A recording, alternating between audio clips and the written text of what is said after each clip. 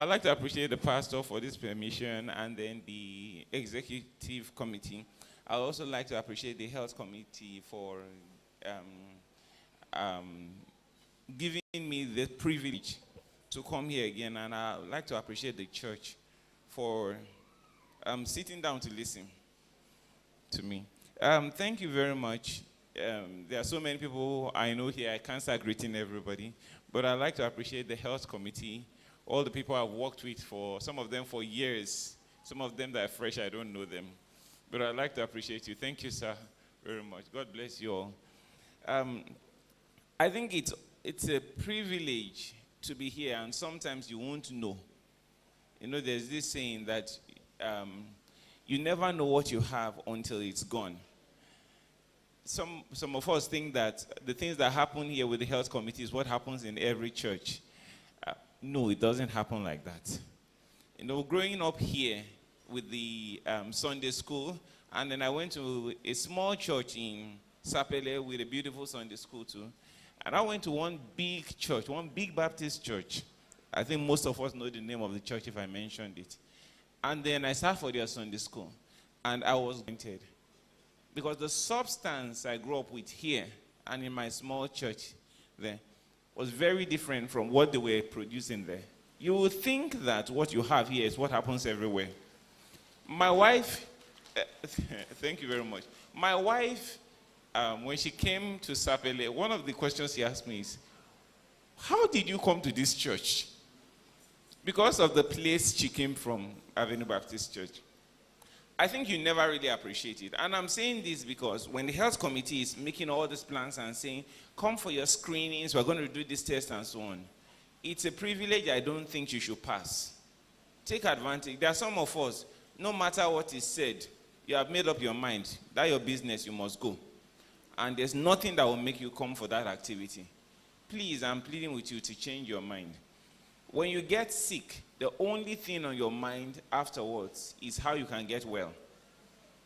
Sometimes there's a way to prevent it, or at least to prevent it from being very bad. So I would advise you take advantage of the opportunities. All the various activities in the week, find time. If it means just come, do your own and go back, that would be nice. But find time to be around. God bless you. So today I'll be talking about you and your liver.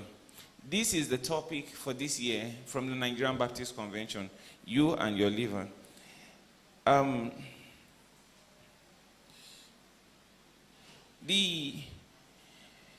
we say liver, you know, growing up in Warri, whenever we talk about liver, it means something different. They say something like, sorry, I'm not very good with Pidgin English. I've been warned that I should try to speak Pidgin English. But my family members always laugh at me when I try. So just pardon me if I try to speak small. Just assume he's bad and then move on.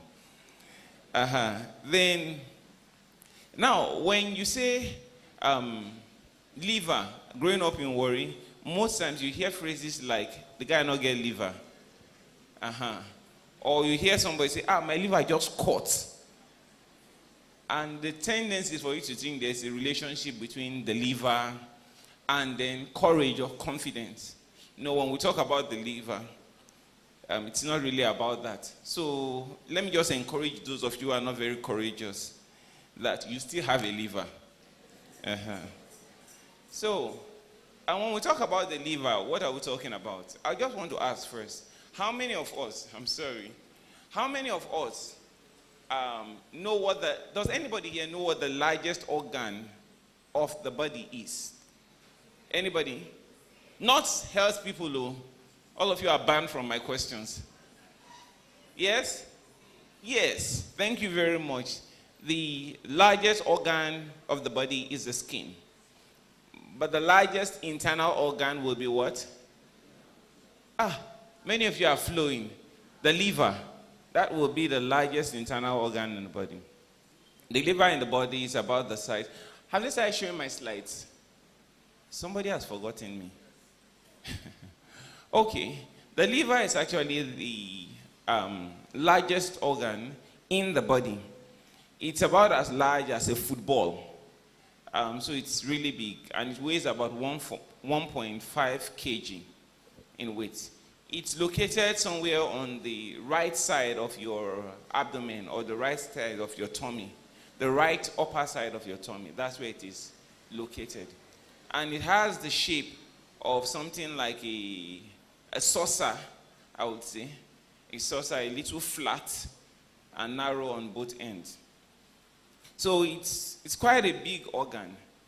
And just as it is big, it also has so many things it does. The liver is a very interesting organ in that it actually, it has the capacity, unlike most other tissues of the body, to regenerate, which means that it can rebuild itself. Somebody can lose as much as 70% of his liver, so only has 30% of the liver left. And that liver will reproduce the remaining over a couple of weeks. That's one of the blessings of the liver. And the tendency for us to take it for granted exists because when it's damaged, it tends to recover. That's the problem with the liver. The liver is generally a quiet organ. But as quiet as it is, it can be a very big problem when it is damaged.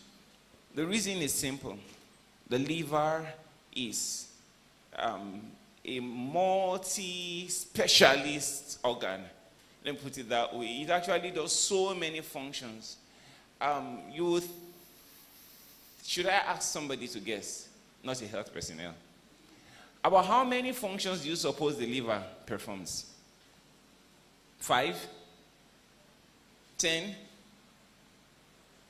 20? Maybe 50? Maybe 100? It said that it actually performs as much as 500 functions. So it really does a lot of things. In other words, when you lose your liver, you can't get something else to do it. You know when somebody loses his kidney, they use a machine, Abi? You go on dialysis, isn't it? Or the person's heart is not working very well. You go and use maybe a pacer or... But then, for the liver, you just don't have any other thing that can perform its function. What is also sad is the fact that for the liver, you don't have a transplant, the ability to do a transplant in Nigeria. You can do it in some other countries, but you can't do it in Nigeria. The fact that the liver actually has the ability to regenerate itself is one of the reasons why transplant for the liver is not as difficult in those climes as it is for many other organs. So they can take a particular section of the liver and give it to somebody else, and the one that is remaining will just grow out again. So that's one of the miracles God put in the liver. So it's a very good organ. It's very forgiving, but don't take it for granted.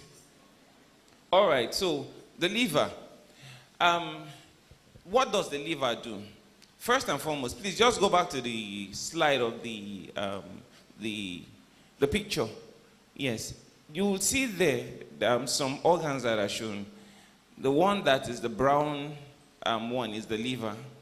The one underneath it, which is a little light. Sorry, I'm not very good at colors, so that one on top may be brown or red. But yes, ox blood. I beg. Then the other one that is lighter on the middle, but it's also darker on the outer part, that's the stomach.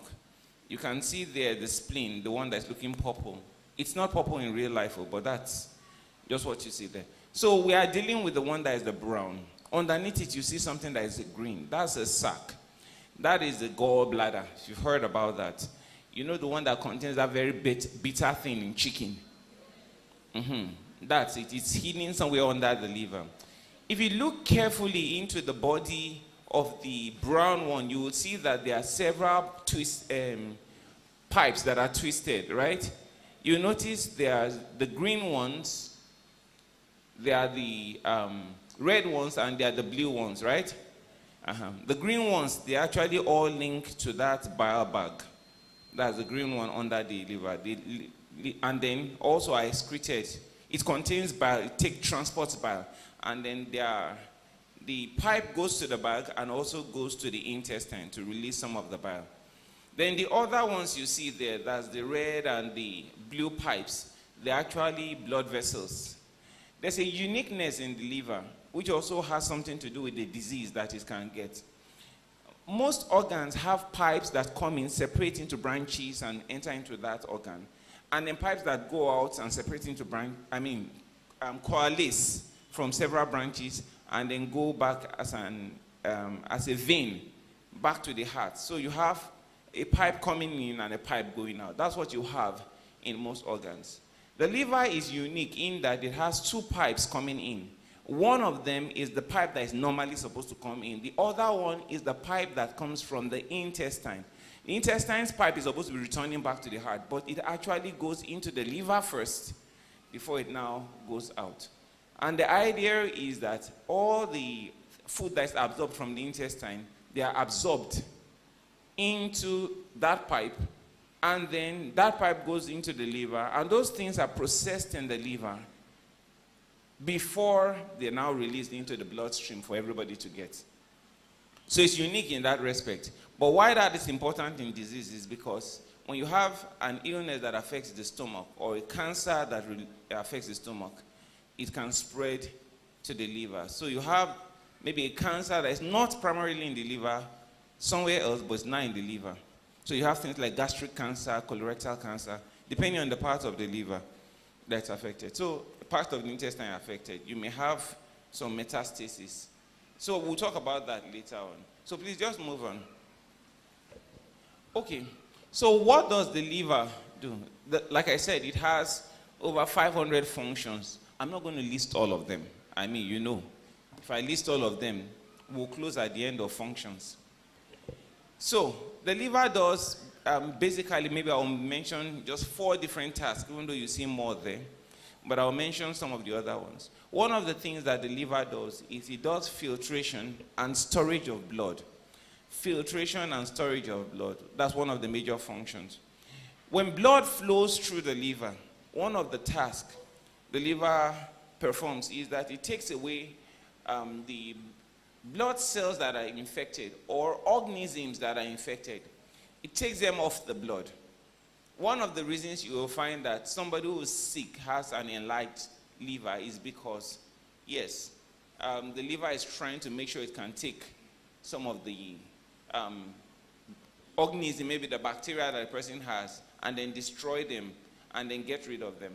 So in doing that work, it may enlarge, but one of its functions is to take all these particles, these organisms, or cells that are infected in the body, it takes them out of the system. That's one of the tasks. Another one is that it stores blood too. It actually stores as much as 450 mils of blood. That's almost 1 pint of blood.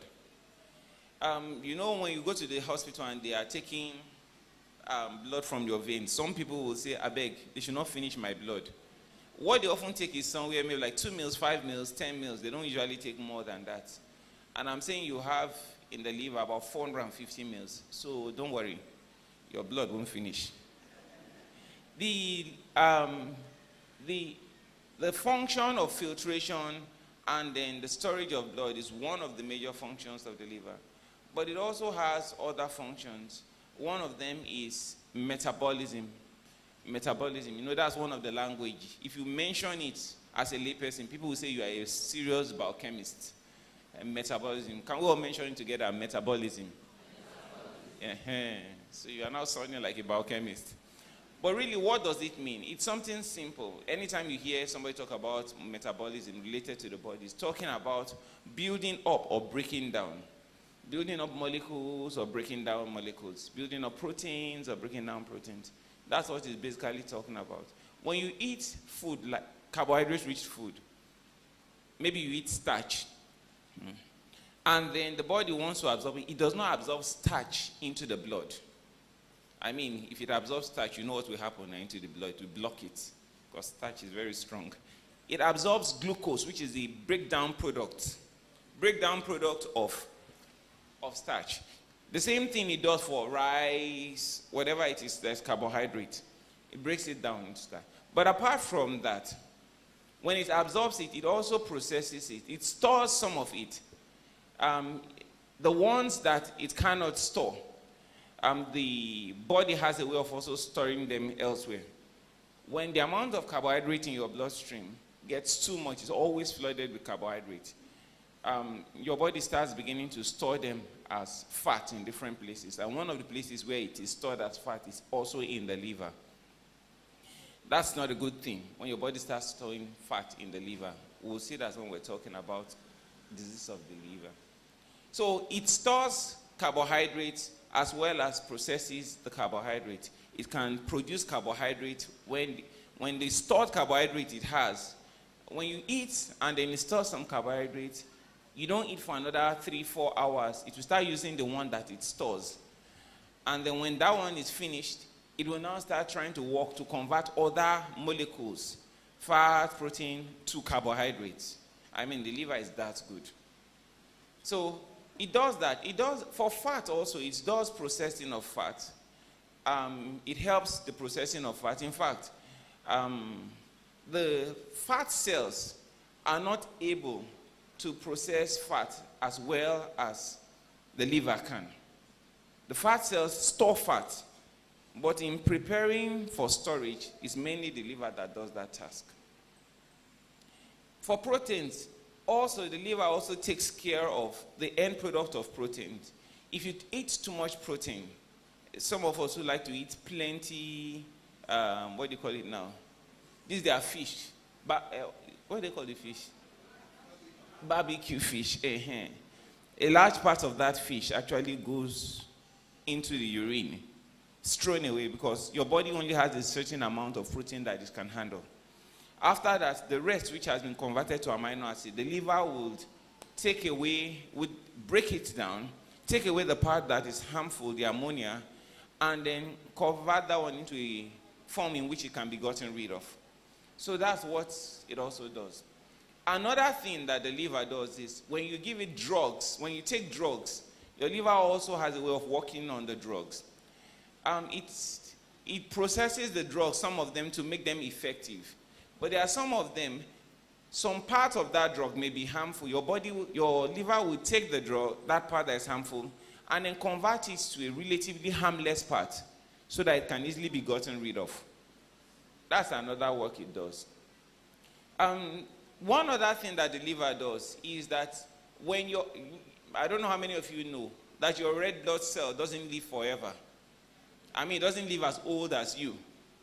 Your red blood cell only lives about 120 days. 120 days. That's just about 4 months. Every red cell means that. Okay. I have been warned that I'm speaking above some people's head. Okay. Red cells, we know what red cells are. I think many of us know. Your body has different kinds of cells. There are cells. Cells are like very small.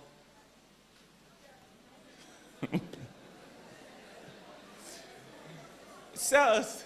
Okay, see. In your body, there are all these tiny, should I call them tiny factories? And then these cells are the ones that form all the tissues of your body. Your hand has cells. Every part of your body that has life has cells. If there are no cells, there are no life. So if you look at the smallest part of what gives your body life, that will be the cell.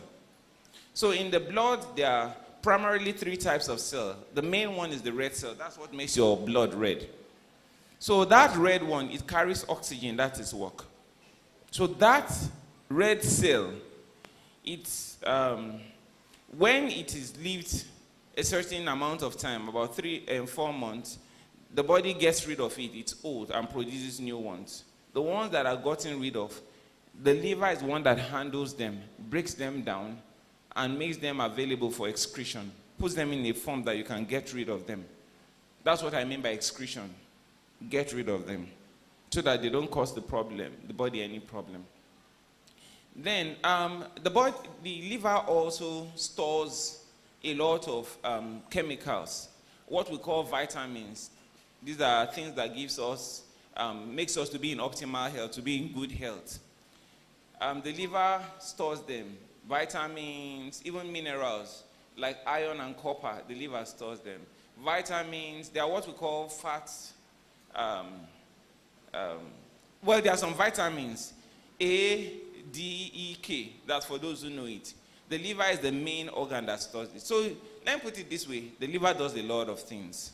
The liver also produces bile, like we talk about. That thing that we say is bitter in chicken. That thing may be bitter in chicken, but without that thing, you cannot absorb certain new vitamins, like I said, and you cannot also absorb certain fats that your body needs to work. Your body cannot work. I know some of you are always told that, hey, fat is not good, fat is not good. But you should know that your body cannot work without fat. So your body needs some degree of fat, and good ones too. So your liver helps to make sure that those ones can be absorbed. So your liver really does a lot of work. Now, why should you care about your liver? Like I've said, if it does 500 different functions in the body, I bet if you don't have the liver, you won't be able to perform most of those functions. Like I said, that means you can't process carbohydrates, you can't get rid of proteins, the waste from proteins. In fact, you will start having so many problems alongside all the functions. One of the things the liver also does is produces certain substances that help your body when you get wound. You notice your body doesn't continually, your skin doesn't continually bleed. It will soon cover, and there will be something hard at the place where it covers. Your liver is the one that produces a lot of the substances that make that happen. It produces two groups of substances, the ones that will make sure it covers, and the ones that will make sure it doesn't cover too much. That will make sure it just covers a little and prevents it from covering too much. So imagine what happens when your liver doesn't work. It means that any small wound, you just be bleeding. You put cotton wool, you press it for where it won't stop. In fact, we see that in the hospital very commonly in people who have liver disease. You try to collect a blood sample and you are now in trouble because that place will not stop bleeding. So we can't live without the liver. Liver diseases are rising in Nigeria. Now that's a big issue. In Nigeria, about 8 in 100 people have a liver disease. 8 out of 100. I don't know how many people are here, but let's say we are 1,000. If we are 1,000, we are saying that out of the 1,000, 80 people have a liver. So it's not an uncommon condition like people will think. It is very common. Many people don't know that they have liver problems until it's too late. In fact, what is known is that out of 10 people that have a liver problem, 9 of them do not know that they have a liver problem. Out of 10, 9 do not know. So let me put it this way. I'm not saying that we have liver problems here. But if there are 1,000 people and we are saying that 80 people among them have a liver problem, we are also saying that of those 80 people, 72 of them do not even know that they have a liver problem. One of the reasons why, you should come to do the test here. And then if you don't, you are happy and you maintain a healthy lifestyle. And if you do, they can pay attention to you. Like I tell you, liver can be forgiving, but don't take it for granted. It can slowly develop a problem.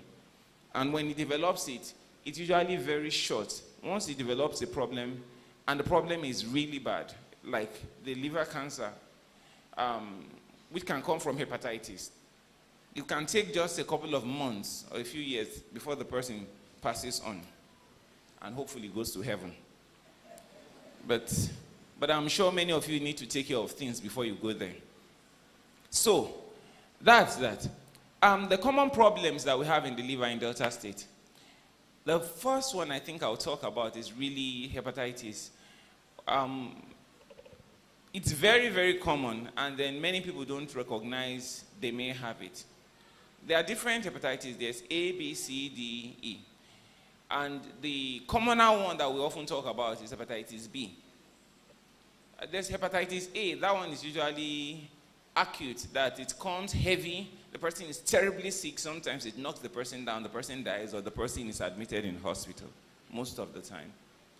Then the other one, hepatitis C, has 2 forms. There's the one that is just as bad as hepatitis A, but there's the other one that is silent and quiet. That one is quiet. You don't notice it. It may not come. No yellowness of the eye. Nothing, no sign to show that there's something wrong. But as you keep living, maybe another 10 years, 20 years, before you know it, you just start finding your eyes are yellow. You are feeling very sick. And your abdomen is getting bigger. And you don't know what's going on. Your legs are swelling. And you get to the hospital and they say, it's a liver cancer. That's actually the way it goes with hepatitis. Hepatitis, we're just saying inflammation or injury to the liver. But the one I'm talking about is the one where the injury is low-level injury, slowly going. So it's important that we take note of it. If we can identify it early, we may be able to pay attention to it and prevent the consequence. So, yes, hepatitis B is probably the one we know about.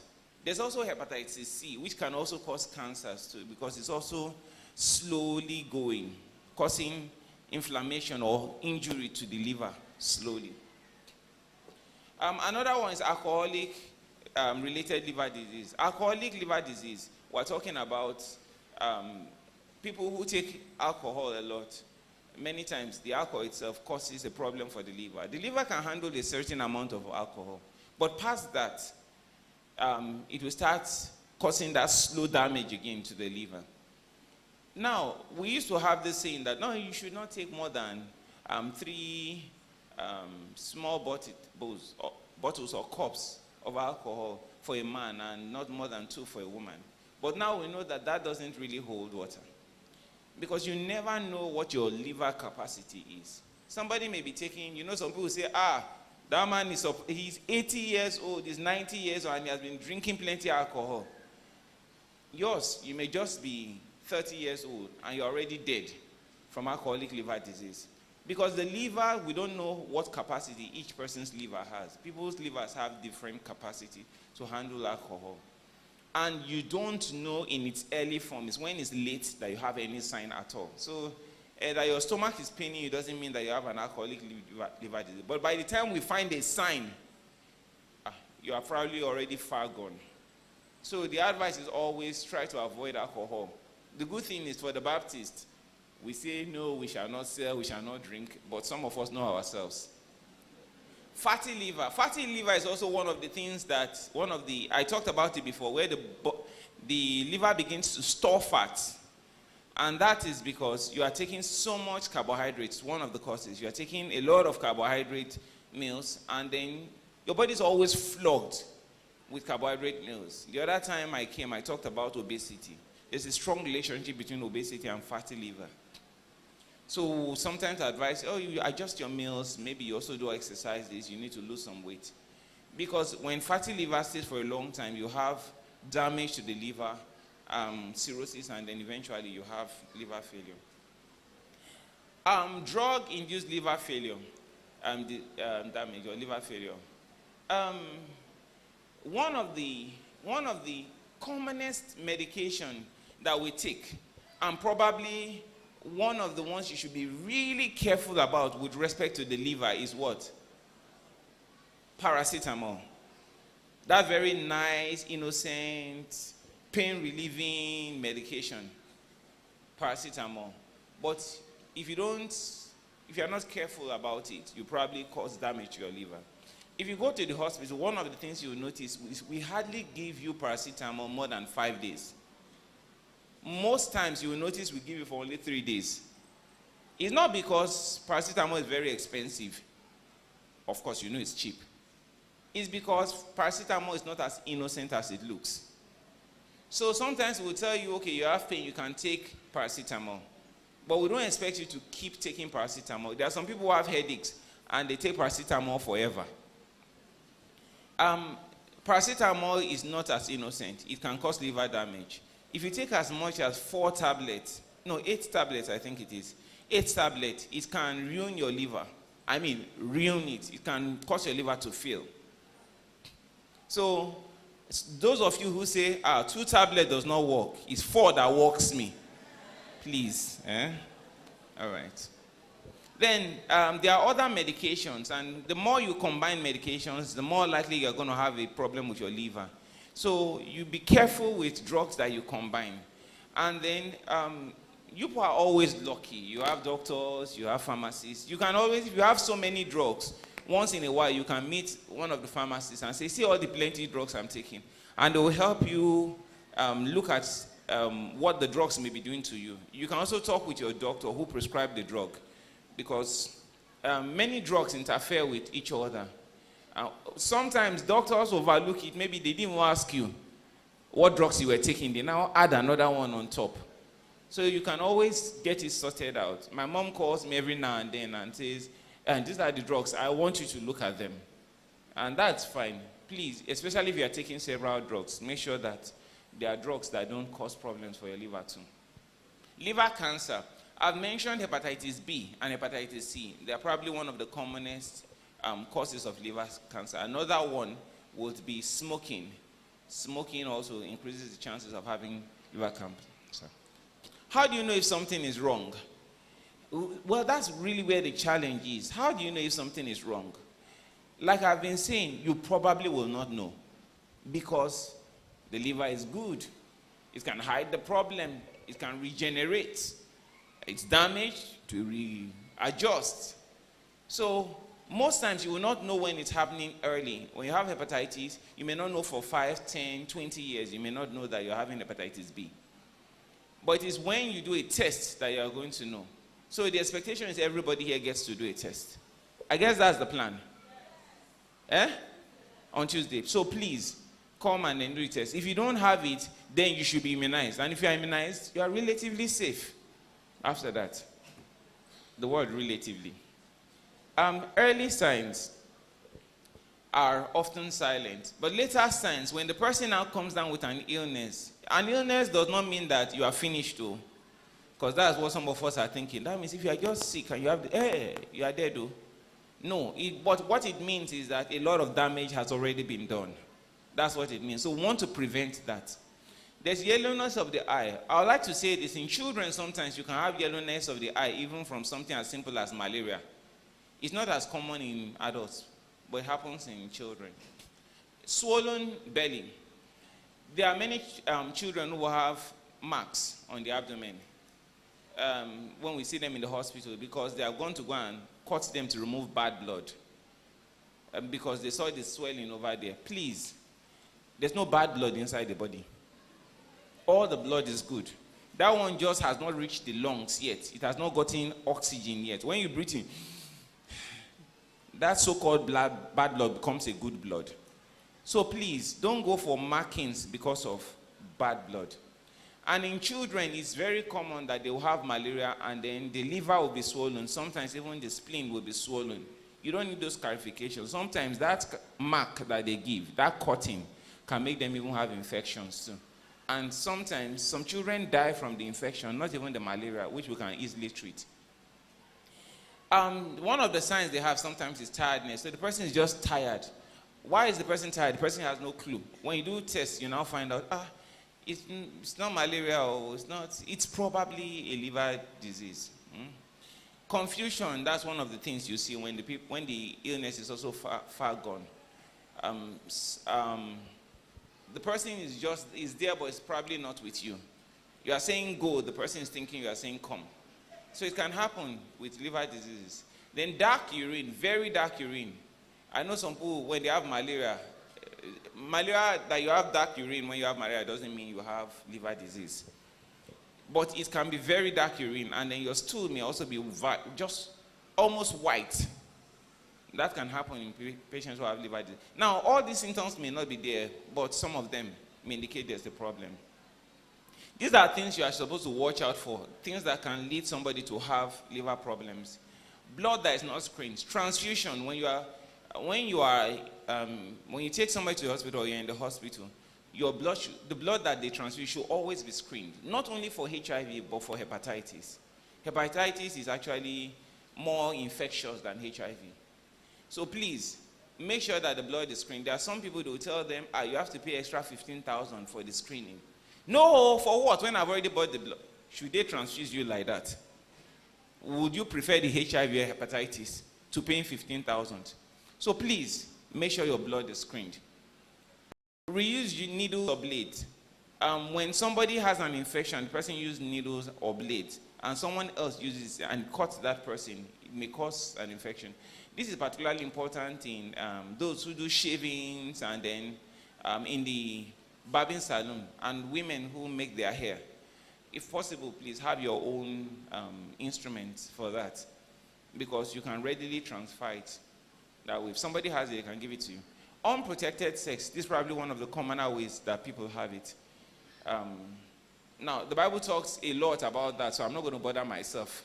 If you've not heard it from pastor, you probably won't hear it if I say it. But unprotected sex is one of the commonest ways people get hepatitis B. Alcohol and smoking is also part of what causes this problem. They can cause damage to the liver.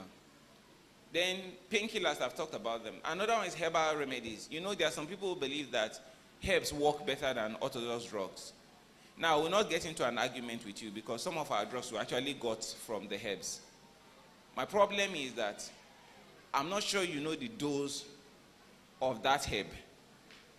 If I ask now, what is the dose for agbo? Does anybody know the dose for agbo? How many teaspoons? Or is it how many cups? So that may be part of the problems. And some people believe agbo can't harm me. Others, only drunkards get liver problem. At least I've made you understand there are other things that can cause it. If I'm feeling fine, I'm healthy, I'm sure I've already made you understand that that may not be true. There are things you can do to help you gain good health and protect your liver. One of them, you know this song, we always sing it once we have any health, we must sing this song. Eat healthy, eat right. I'm sure you've heard all the story before. More fruit, say less oil, but I'll tell you, not too much carbohydrate. And those of us who down carbohydrates continuously, please, just moderate it and eat other things that are healthy too. Get some vitamins, get some minerals, not only carbohydrates. Some people don't mind substituting their meat for more carbohydrates. I'll be like, please still eat meat. And some of you, they have told that you should not eat meat. I've said this before, that it's not the one that you're eating this kind of meat, fingertip, that you are afraid that is going to cause you a health problem. So please eat your meat. But if you can afford a healthy one, fine. If you can afford chicken without the skin, fine. But please eat your meat. Then drink clean water. Avoid too much alcohol. All these are things that helps you. Then prescribed drugs, let it be just prescribed. Avoid herbal mixtures not approved by NAFDAC. If NAFDAC doesn't have a signature on it, then please, if they are telling you take this herb, please ask them what's the dose. Vaccinate. You should be vaccinated for hepatitis B, against hepatitis B. And then you should get regular checks. If you are somebody who has hepatitis B, it means that you have to regularly go to the hospital, maybe every 6 months or so, to get yourself tested. At a certain level, they may decide to initiate medications for you. So to suppress the effects of the organism and reduce the chance of having cancers or liver cirrhosis, damage to the liver, wounding to the liver. Then you should have regular checks. If you do this check now and then you take the hepatitis B, it gives you protection significantly for life. So it's a good thing to do. If you are feeling sick, as much as possible, get to a hospital. Next. Alcohol, I think I've said a lot about that. I won't spend much time. Next slide. Protect yourself. I've talked about that one too. If you have a new drug you want to take, please ask the doctor. I'm always happy when we see patients who come with all their pharmacy. They bring it to the hospital. It makes us happy. We may laugh about it, but it makes us happy. There are some people who come to the hospital and tell you, I take this other drug, this drug, but I don't know the name. But they came without any of the drugs. It's not a very helpful thing. Anytime you go to the hospital, as much as possible, go with all the drugs you have. Talk to your family about liver health. It's not just yourself. Talk to your friends about it too. And the risky behaviors, try to avoid them. As much as possible, all the things you do should enable you live longer. Now, you may not think it's important, but I'm sure if you talk to your parents who are much older, or if you talk to your 20-year-old self now that you're 40 and you have a chronic illness, you recognize that the earlier you start living a healthier life, the better. God bless you all. I think that's my last slide. Conclusion, yes, let me just say this. I've said it before. The liver is silent. But don't think it doesn't do any work. In fact, when it talks, it shouts. So please, take good care of it. Do your tests, protect yourself, and live healthy. God bless you all. Thank you. Praise the Lord, church. I want us to take just 4 questions. 2 from the men, 2 from the women. The women, Lydia, fall within that angle. Men, youth, boys fall within that angle. So I will just, if we have any questions, since we will not be here on Thursday, let's just ask the questions.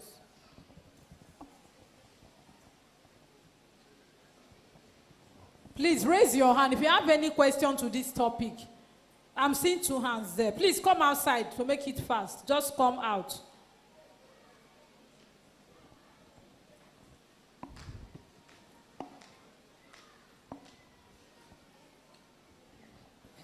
Praise the Lord. Doctor, thank you very much. We are becoming more conscious now about the liver. Now you talked about agbo.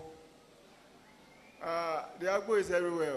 If people are there, I think you're also close to the system, government. And the thing goes around everywhere. People's lives, therefore, are endangered. Now the dosage thing, how does it come? And how do you regulate it? Because the ball is in your court. I think so. Praise the Lord. Yeah. Okay, let me say, so that I don't have to keep much in my head. The issue with things like agbo is that the NAFDAC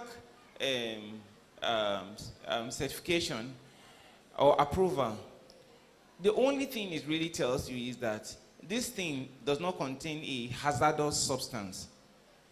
Dose is usually not required for them to give an approval. Am I wrong? It's usually not required to give an approval. So it's hard for us to talk about anything with respect to dose. That's the reason you hear some doctors always discouraging herbal preparation. It's not because in themselves they are necessarily bad. At least some of them are not bad. And please, what's this common one that makes your skin fine? What's the name? Aloe vera. Aloe vera, if it is the actual aloe vera plant, has good health significance. There are many other aloe plants that are very harmful. Those ones, not necessarily your liver, but they damage your kidneys. So we should be careful when we just grab, they say it's a herb, and then you consume it, you think it is innocent. I've had patients who have come to the hospital with supplements and herbal preparations and have reactions from it. Why they'll tell you it's natural, it's natural. Natural doesn't mean you don't react to. If natural means you don't react to it, why is it that they take blood from one person, give it to another person, and the person has a reaction? Natural doesn't mean you don't react to it. So the problem, see, for us, the doctors don't regulate, NAFDAC regulates it, and their own, since, how will I put it now? Not everybody may have the means of coming to the hospital. And the issue of herbs have been a traditional thing. It comes with our history, our culture. So to say there should be a ban on it is not something that anybody can readily do. And then may cause the suffering of other people. I should also tell you that even our tablets are not necessarily totally innocent. So it's not about just banning it, it's that you have to be cautious if you are going to be taking it. And then you should recognize that it also has potentials for causing damage to your organs. I think that's the point. It has those potentials. But it's not like we're saying, no, don't take agbo. For me, It's not my business, but please always ask for the dose. Thank you. Thank you very much. In the course of your teaching, Sorry, if you say that the man does not know the dose, then maybe you should go to the hospital. Okay. Thank you very much. In the course of your teaching, you made mention of high consumption. Okay, thank you. In the course of your teaching, you made mention of high consumption of carbohydrate. And most of us, we do consume high carbohydrate because of the cost of living. I think, I don't know, there's other thing that you can also advise us to be taking in terms of that. And apart from that, we also give paracetamol to our children whenever they are feeling hot, most of the time, even at night. I think, what advice do you have for us? Okay. Yeah, thank you. Very important questions. For the carbohydrate you talked about, it's very important because many people don't have the means. They take carbohydrate. Carbohydrate, the main work of the carbohydrate is to give you energy.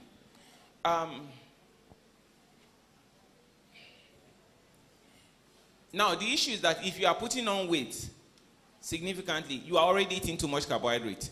So I'm not talking about you should reduce your carbohydrate and use some of the money for the carbohydrate to buy protein or vegetables. But if what you are taking is not plenty carbohydrates because you don't have money, eat all the carbohydrates you can so that you'll be alive. So that's if all you have is small carbohydrate, not the one that you have plenty carbohydrates, you now go and consume everything. Say, doctor say you can eat as you like. That's not what I'm saying. If all you have is small, please eat it. Because I'm not the one putting money inside your pocket. But then, if we talk about healthy eating, you should have a certain, I don't know how many of you have heard about the food plate. Food plate, you divide your plate into two. These ones are things that your health people here can't. You divide your plate into two, and you divide the other part into, just for ease, I'll say into two parts too. One of the quarters, I'm saying quarters, the actual numbers, the health people know it. One of the quarters will have carbohydrate. One of the quarters will have protein. Not as much protein as the carbohydrate. The other quarter will have vegetable, and the other quarter fruit. That will be a healthy plate. So that's for that one. Then the second question, paracetamol. This is very important because I've noticed that many parents tend to give their children tablets of paracetamol. Please, let's be very careful about that. I would rather you meet a doctor to ask, how much paracetamol should I give? I've met several patients where I have to tell them, please just take half, not the whole thing. There are some of them, they are giving a tablet, and what they need is just 5 mils of syrup paracetamol. If you have concern about that, I think the pharmacist can guide us, or you can meet the pharmacist, or call the pharmacist, or call the nurses. They will also guide you on how much is okay for paracetamol. But that drug is very often abused, especially in children. And the drug doesn't recognize that you're a child, so I won't damage your liver. So please. Then for children too, many of the paracetamol we have don't have a seal on them. They don't have this drug seal. So please, keep it very, very far from children. I told you it's not very innocent. All right, next.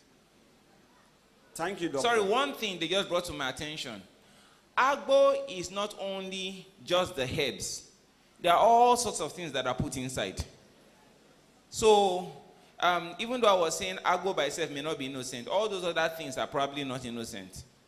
So please, take note of that, especially for those who are selling it by the road junction. Praise the Lord. Yeah. Thank you, doctor, for letting us about our health. You talked about agbo and other native herbs. You see, sometimes in our forefathers in those days, those things were not, those drugs we are taking now, we are not taking by our forefathers. Imagine there was, even I grow up to a man now, he's still alive. Like what they call it, appendix. He was not taken to the hospital. The appendix got trapped inside his stomach. But he was given native medicine, and it is subsides. You see, sometimes we now advise ourselves, what do we do? Is it for the English medicine or native? Is native working or is not working? All right, thank you. I'll try to address that. Now, the specialty I'm in is family medicine. And in family medicine, we do not ignore herbal preparations. In my specialty, we don't ignore them. We don't always encourage it, but we don't ignore it. Now, this is the issue with herbal preparations. I'll tell you two things about what you said about our parents. Number one, many of our parents live long, but what percentage of them? You'll find out that many of them did not even live as old as we are. Many of our parents did not live as old as we are. So sometimes when you say they used it, the question is, how many of them died from it? How many of them died because they didn't have medications to use? That would be one of the questions. I'm not saying that I know exactly the numbers, but the point I'm driving, when you say, it's like this. I hope you know that if you actually close your eyes and cross this road at the junction, you know that you can cross it and then no car will hit you. You close your eyes and cross it. You know no car may hit you, right? You may even cross it twice, maybe even 3 times, and no car hits you. It doesn't mean that cars don't hit people when they close their eyes and cross the road. The point I'm driving at is that you see somebody who does it, that doesn't necessarily mean that it's something that works all the time. Another thing is, don't forget that sometimes they don't know exactly what is wrong. You say appendix. I can tell you how many things are in that place that will cause problems that are not the appendix.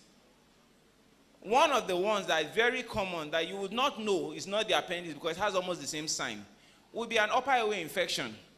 The person having catarrh and cough and is having pain there. You are now thinking, okay, it's appendix, and it's not appendix. Then there's one of them that acts almost as a cancer in that place. Of course, you can also have cancers there. So what you are saying is the appendix, it may be more than that. So that's another thing. But a third thing I'll just tell you is this. Many of the people who knew many of these treatments, I'm sure you are aware that many of them are gone without passing the knowledge to those after them, or sometimes passing incomplete knowledge. So I'm just telling you some of the challenges you may face. First, it's not that their science was perfect, because they made some observations before they started using those drugs. So I'll say maybe some kind of science. But not like it's perfect. But secondly, we don't even have all the information they had. Thirdly, you can't even verify. You hear that. You know how many native people treat stroke? Do you know how many? Many of them treat stroke, sure? Abi? The health people will just be laughing because you don't have a clue what you are talking about. The reason is, number one, stroke most of the time, no, let me say about 30% of the time, stroke heals by itself. And the problem has nothing to do with the leg and the hand.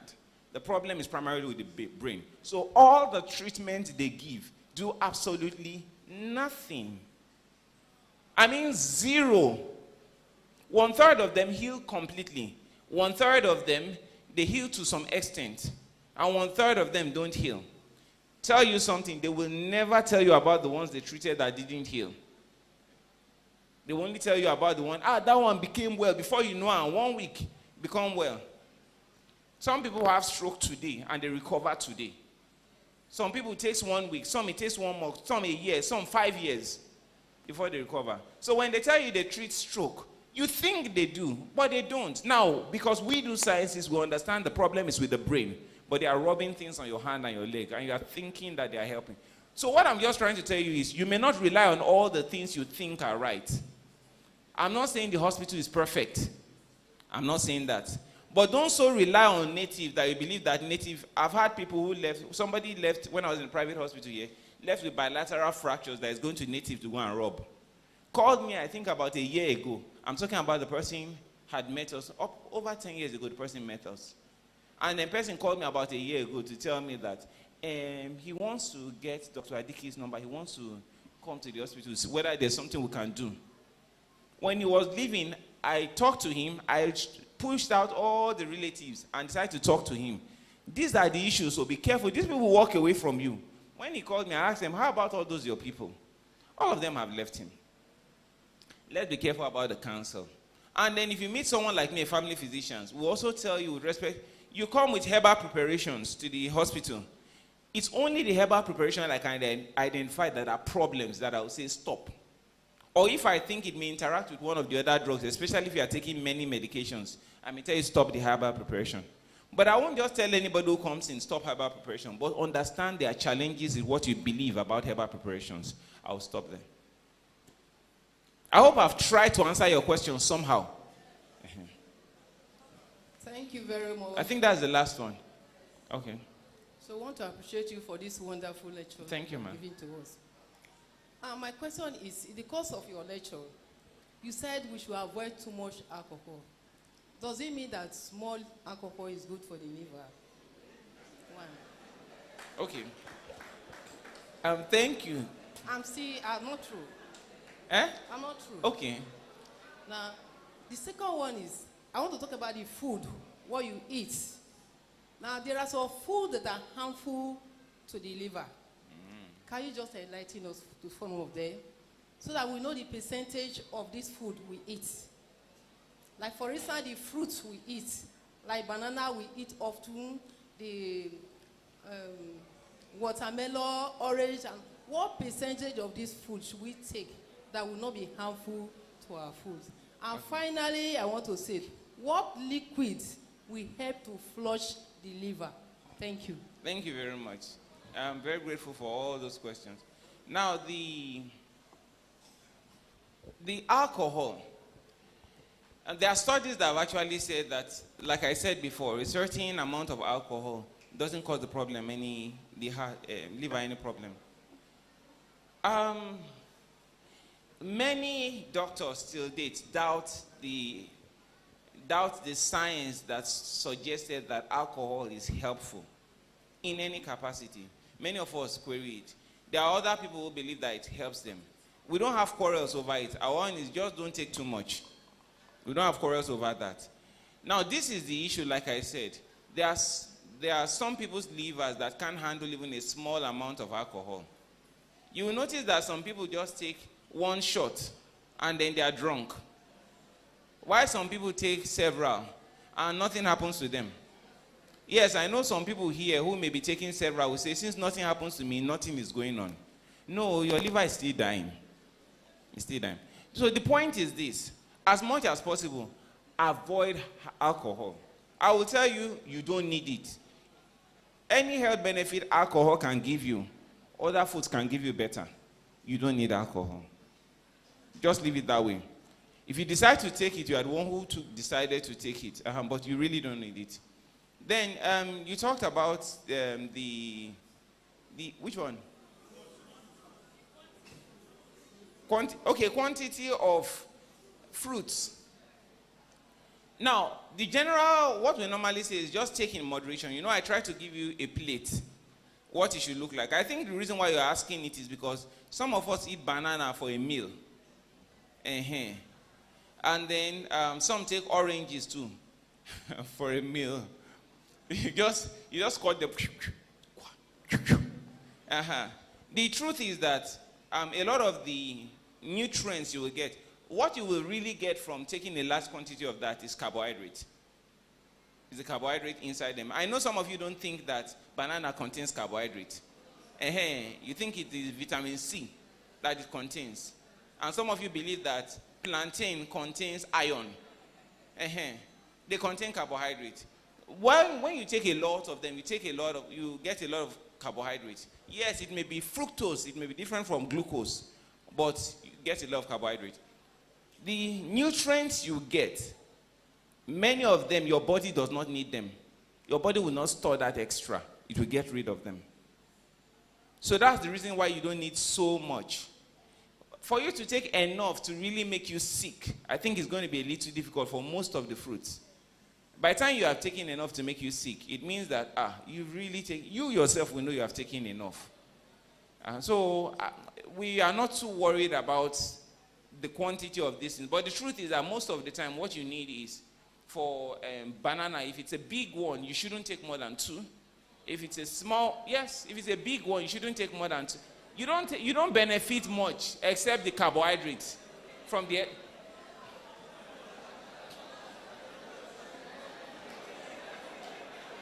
So that's why she was asking the question. Uh-huh. For oranges, you don't really need more than one big orange. Yes, you don't need more than that. And so all those other, let me advise you, let me help you so that your life will become better. When you buy a bunch of banana, share it across the entire family. Don't eat it alone. Then if you are the only one buying the full bunch of banana, share it across a couple of days so that the vitamin C you get, you don't just get it once and throw away the rest. You keep getting it. So you really don't need, most of the fruits, you don't need so much. I told you when you divide into a quarter, I said one column is what you... Now, when I'm saying that, I'm assuming you will take morning, afternoon, evening. Or you take every once in a while. But the point is, you don't need so much at a time. I know we can sit down, balance, and do that. I remember those days, my dad would buy oranges. That's when we were in Kaduna. It was with a bag, maybe like half bag of oranges. So we just do... When we are tired, that's when we stop. No, it shouldn't be like that for fruit. The third question was... Okay, yes. See, flushing the liver is a concept that was not developed by doctors. It was developed by these people who prepare herbs. They are the ones who flush the liver. From what I told you, the liver itself is a flushing organ. That's its work. It's a flushing organ. So what you need really is, for liquid, is water. Now, yes, there are other nutrients you may need that may help. Like people will talk about the importance of things like vitamin D in the function of the liver. You also need vitamin B in the function of the liver. So certain fruits, if you are eating healthy, you get all the things you need to flush the liver. If you really want to go extreme, my advice will be like the advice I gave you the other time when I came with respect to diabetes. Go on a fast. I mean, your liver will significantly recover. A lot of the things that are deposit will be gotten rid of. But it is not all those many combinations that they give you, herbal preparation, to flush the liver, to flush the kidney, to flush the womb. No. You really don't need... In fact, you don't flush any of those things. Just take your water. Your body takes care of itself. The kidney is an excreting organ. The liver is... In fact, the word is detoxification. You know what a toxin is? Most of us know what a toxin is. A chemical that will damage you. Now, the liver, what it does is takes those chemicals and then breaks them down so that they are in a form that they won't cause much damage and the body can get rid of them. That's the work of the liver. So when you hear somebody saying, take this one to flush your liver, the person really doesn't know what he's talking about. Take your water adequately, eat healthy. If you want to go on a good flush, go on a fast. Whether it's fast from morning till 6 o'clock, or for those of you who can afford the 3-day fast, that's good enough. It's as good. I don't know whether the last time I came I talked about that. If you go on a 3-day fast, your body starts repairing itself. I'm not talking about just, it repairs itself. And for those like pastors, you know, they're the ones who go on long fast, not we. When they go on like 7 days fast, the rate at which the body repairs itself is surprising for many doctors. The first time they discovered it, like, what? The intestine gets renewed, more or less. The brain, a lot of things that are damaged, some of the things that cause, Alzheimer's disease, some of those deposited protein that cause dementia, they actually cleared off. A lot of things are repaired in the body with a fast. So next time pastor says we are going on a fast, I'm not saying 7 days fast too. But when he says we are going on a fast, please be one of the volunteers. If not because you want God's blessings and his power to come, because you want to be healthier. But please, the most important reason to fast is for God's glory. Thank you. God bless you.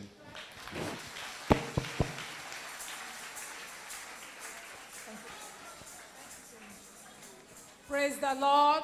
Thank you so much. Are we blessed today? We are blessed. And you are blessed to bless others. And you are empowered to take care of yourself. So, while the offering is going on, our children will be dewormed. As adults, you are supposed to deworm every 3 months. But the dewormency we have is not for adults. You should do that at home. But the children will be dewormed because a lot of us don't remember to deworm our children. And then when we are coming for this test, I said on Monday, come fasting, no eating. You are not supposed to eat before you come. And then